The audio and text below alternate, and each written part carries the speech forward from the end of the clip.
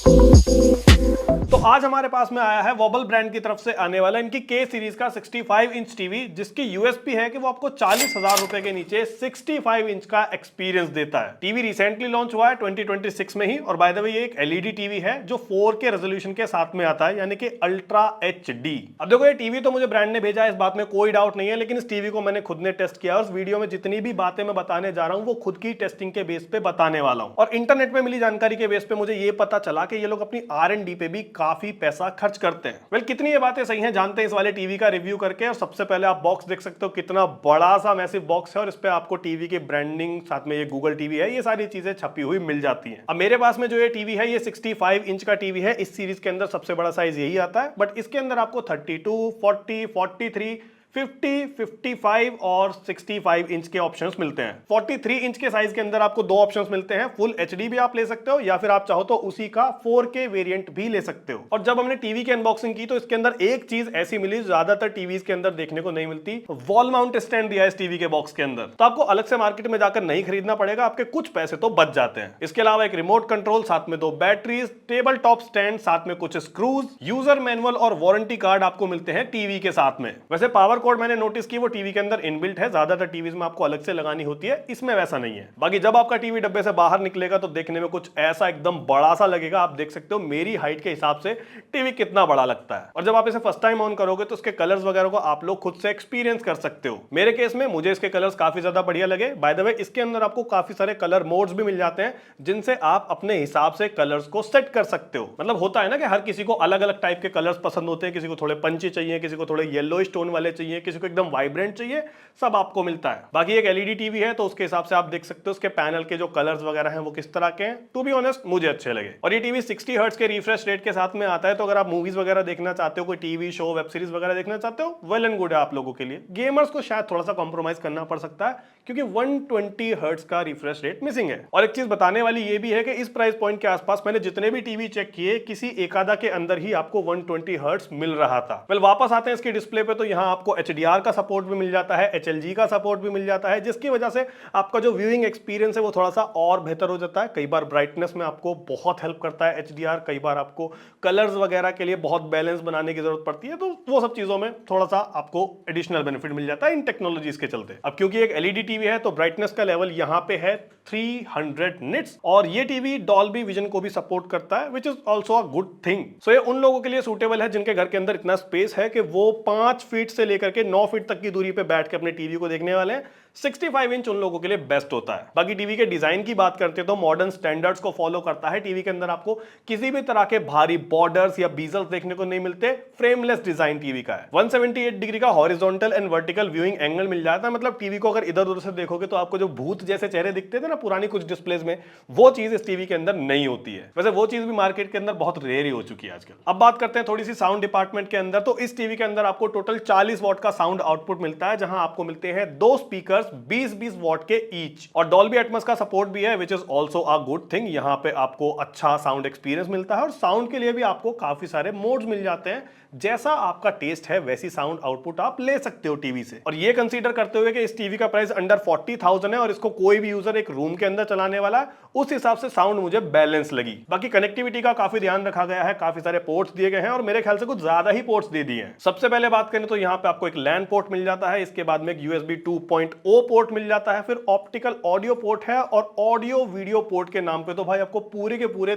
3 pin port जो भी आप कहना चाहो वो दिए हैं। एक वीडियो के लिए है, देन एक ऑडियो के लेफ्ट चैनल के लिए है, देन एक ऑडियो के राइट चैनल के लिए है। जबकि कुछ टीवीज के अंदर ये तीनों चीजें एक ही पोर्ट के अंदर डाल दी जाती है, उसको 3.5 mm जैसा एक पोर्ट करके बना दिया जाता है। इसके अलावा अगेन आपको सैटेलाइट और एंटीना पोर्ट अलग अलग दिए जाते हैं, जबकि कुछ टीवीज के अंदर ये पोर्ट्स को भी मर्ज करके एक बना दिया जाता है। और 3 HDMI के पोर्ट्स आपको मिल जाते हैं, जिसमें HDMI 2 EARC को सपोर्ट करता है। बेसिकली इनपुट आउटपुट की फैसिलिटी आपको वहां पे मिल जाती है, माइक स्पीकर्स वगैरह यूज करने के हिसाब से। देन आपको मिलता है USB 3.0 पोर्ट, और लास्ट में आपको मिलता है 3.5 mm का हेडफोन जैक। मेरे हिसाब से मैंने जितने भी टीवी अब तक रिव्यू किए हैं, सबसे ज्यादा पोर्ट्स इसी टीवी के अंदर मिलते हैं। हालांकि 2-4 पोर्ट एक्स्ट्रा ही हैं, जिनकी शायद से कोई जरूरत नहीं थी, बट ठीक है, आपको दिए गए तो आप यूज कर सकते हो। अब आते हैं इसके रिमोट कंट्रोल पे, जो कि काफी ज्यादा छोटा सा है, क्यूट सा है, और काफी ज्यादा लाइट वेट भी है। बट इसकी खास बात मुझे ये लगी कि इसके अंदर आपको डेडिकेटेड बटन्स तो दिए गए हैं कुछ पॉपुलर OTT बाकी ऐप्स के लिए। साथ में ऐप ड्रॉअर का बटन भी दिया गया है। अगर आप कोई भी प्रोग्राम देख रहे हो अपने टीवी पे, कुछ भी चला रहे हो, ऐप ड्रॉअर दबाओ, आपकी सारी एप्स आपके होम स्क्रीन पे आ जाएंगी, वहीं से आप ऐप स्विच कर सकते हो। आपको जरूरी नहीं है कि आप पूरा होम स्क्रीन पे जाओ, वहां से दूसरी ऐप ओपन करो। ये मुझे अच्छी चीज लगी और ये सच बताऊं तो मैंने दूसरी बार किसी टीवी के अंदर एक्सपीरियंस की है। इसके अलावा एक और चीज जो मैंने इस रिमोट के अंदर अच्छी नोटिस की है, यहाँ पे आपको नेक्स्ट एंड प्रीवियस के लिए बटन्स मिलते हैं, जो कि यूट्यूब वीडियो देखते हुए बड़े हेल्पफुल है।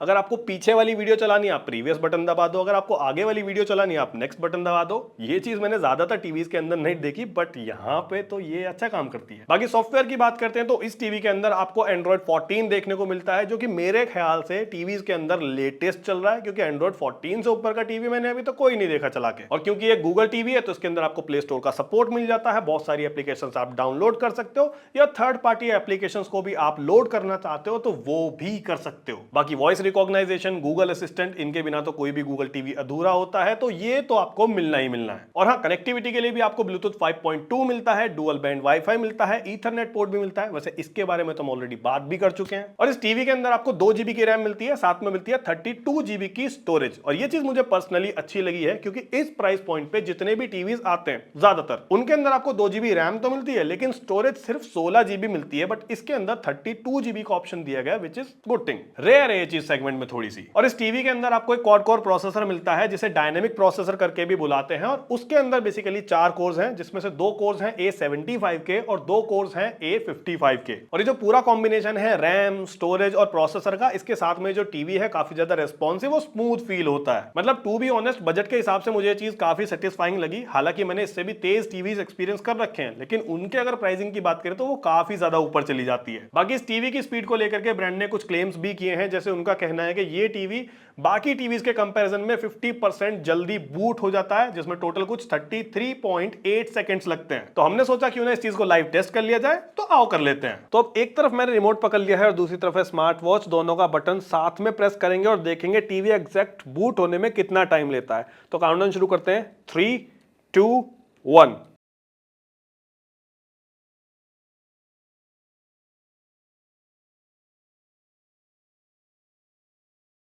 तो अभी आप देख सकते हो ऑलमोस्ट 36 सेकंड्स हो चुके हैं और टीवी पे ब्लैक स्क्रीन आई हुई है। टीवी प्रोसेस हो रहा है, ऑन होने की कोशिश कर रहा है, और आप देख सकते हो उसका आ गया। लगभग 43 सेकंड्स में टीवी ऑन हो पाया है पूरी तरह से। तो देखो 33.8 सेकंड्स में टीवी पूरी तरह बूट तो नहीं हो पाया, उतने में तो सिर्फ ब्लैक स्क्रीन तक ही आया था, लेकिन 42 सेकंड से लेके 45 सेकंड्स में टीवी बूट हो रहा था, जो कि कोई बुरी चीज नहीं है, काफी ज्यादा इंप्रेसिव है। और ये टेस्ट मैंने लगभग 5 बार किया, उसके रिजल्ट्स आपको बता रहा हूं। इसके अलावा ऐप लोडिंग को लेकर के भी कुछ नंबर्स हैं, जहां नेटफ्लिक्स 14 सेकंड में ओपन होना चाहिए, प्राइम वीडियो 8.6 सेकंड में ओपन होना चाहिए और यूट्यूब 6 सेकंड में ओपन होना चाहिए। इन तीनों के भी टेस्ट देख लेते हैं। तो इस बार की टाइमिंग्स मुझे काफी ज्यादा एक्यूरेट लगी। नेटफ्लिक्स को ओपन होने में 15 से 16 सेकंड्स का समय लगा, प्राइम वीडियो को 8 से 9 सेकंड्स का समय लगा, और यूट्यूब तो सिर्फ 5 सेकंड में, बताए हुए टाइम से भी कम समय में ओपन हो गया। But to be honest, number के बारे में बढ़ाई मारने का मेरा कोई काम नहीं है। अगर 2-4 सेकंड ऊपर नीचे हो भी जाता है तो उससे क्या ही फर्क पड़ेगा। अगर आपने कोई ऐप 4 सेकंड पहले खोल ली तो 4 सेकंड बचाओगे, जाओगे कहां। ओवरऑल टीवी रेस्पॉन्सिव है, अच्छा है। और बाकी स्क्रीन मिरर जैसे फीचर्स आपको मिल जाते हैं, MEMC आपको मिल जाता है, जहां पे अगर आप कोई पिक्चर वगैरह देख रहे हो तो आप उसको थोड़ा सा एक्स्ट्रा बटरी स्मूथ बना सकते हो। एक दो चीजें हैं जो टीवी के अंदर थोड़ी सी इंप्रूव की जा सकती थी, लेकिन साथ ही मेरा यह भी मानना है कि अगर उनको टीवी में डाला होता तो टीवी शायद से थोड़ा सा और महंगा हो सकता था। जैसे इस टीवी के अंदर ये शायद इसके किसी ऑप्शन के अंदर आपको 120 हर्ट्ज रिफ्रेश रेट का सपोर्ट दिया जा सकता था, साथ में VRR भी हो सकता था। और दूसरी चीज है पैनल, यहां आपको LED की जगह QLED पैनल दिया जा सकता था, जो थोड़ा सा और इंप्रूवमेंट हो जाता। सो यही था कुछ वोवल का K series TV 65 inch option, जिसकी प्राइसिंग अभी के समय फ्लिपकार्ट पे चल रही है 37,999। और बाकी अगर आप इस टीवी के किसी और साइज ऑप्शन के प्राइसिंग में इंटरेस्टेड हो तो वो मैं आपको स्क्रीन पे दे रहा हूं, आप पॉज करके पढ़ सकते हो। सो आई बिलीव आपको ये वीडियो और इस वीडियो में दी गई मेरी इंफॉर्मेशन अच्छी लगी होगी। अगर अच्छी लगी है तो वीडियो को लाइक कर देना। मन में कोई सवाल है टीवी के रिगार्डिंग, इस टीवी से रिगार्डिंग, किसी और टीवी के रिगार्डिंग, कमेंट में पूछ सकते हो। और अगर कोई नया टीवी लेने का सोच रहा है तो ये वीडियो उसके साथ भी शेयर कर सकते हो। बाकी ऐसी वीडियोस के लिए सब्सक्राइब कर लेना एंड गुड बाय।